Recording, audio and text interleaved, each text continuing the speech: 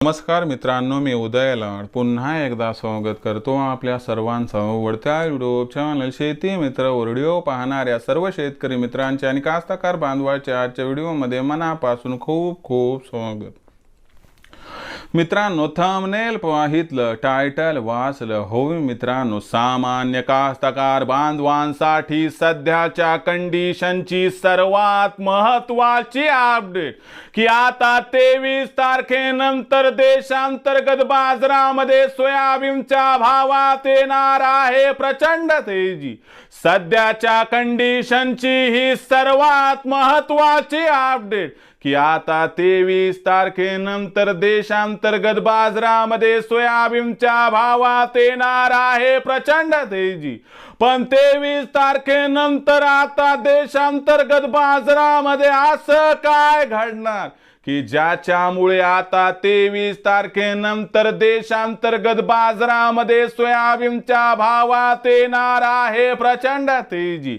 आणि या तेजीमध्ये अखेर 23 तारखेनंतर देशांतर्गत बाजारामध्ये सोयाबीनचा भाव हा कुठून कुठपर्यंत पोहोचणार, हा जो तुमच्या मनातील सध्याच्या कंडिशनचा सर्वात महत्त्वाचा सवाल आहे. तर या सर्वात महत्त्वाच्या प्रश्नाचं आता अचूक उत्तर जाणून घेण्यासाठी कृपया आपण सर्वांनी हा व्हिडिओ सुरुवातीपासून या ठिकाणी आता शेवटपर्यंत पाहावा. व्हिडिओ शेवटपर्यंत पाहत असताना आपल्या सर्वांना व्हिडिओ मनापासून आवडला तर जरूर या व्हिडिओला इथं एकदा लाईक करा.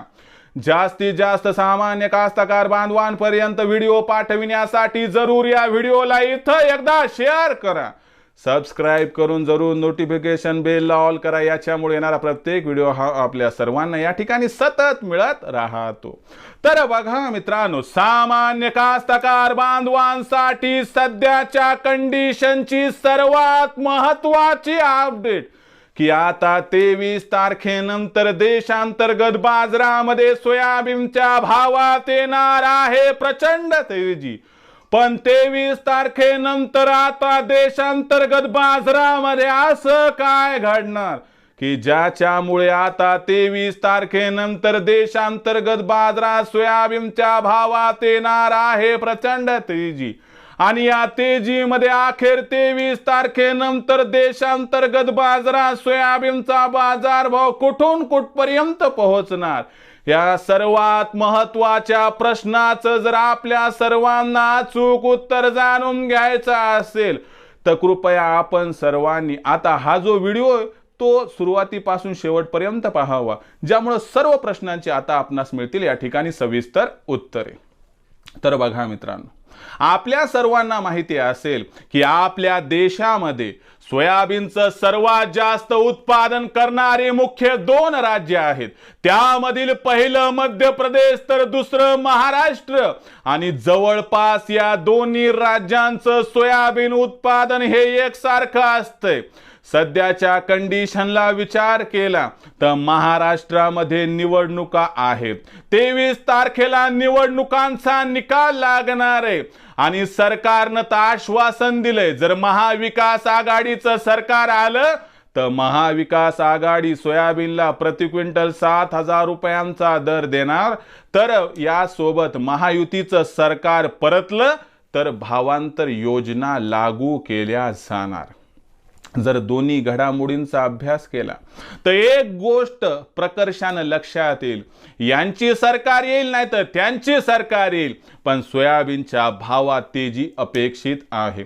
त्याचबरोबर जेव्हा 23 तारखेला निकाल लागेल, निकाल लागल्यानंतर एक दिशा निश्चित झाल्यामुळे व्यापारी सुद्धा मोठ्या प्रमाणात सोयाबीनची खरेदी स्टॉक करण्यासाठी करतील. त्याचबरोबर या ठिकाणी ज्यांना सोयाबीनची आवश्यकता आहे तसे सोया मिलचे मालक या ठिकाणी मोठ्या प्रमाणात सोयाबीनची खरेदी करतील.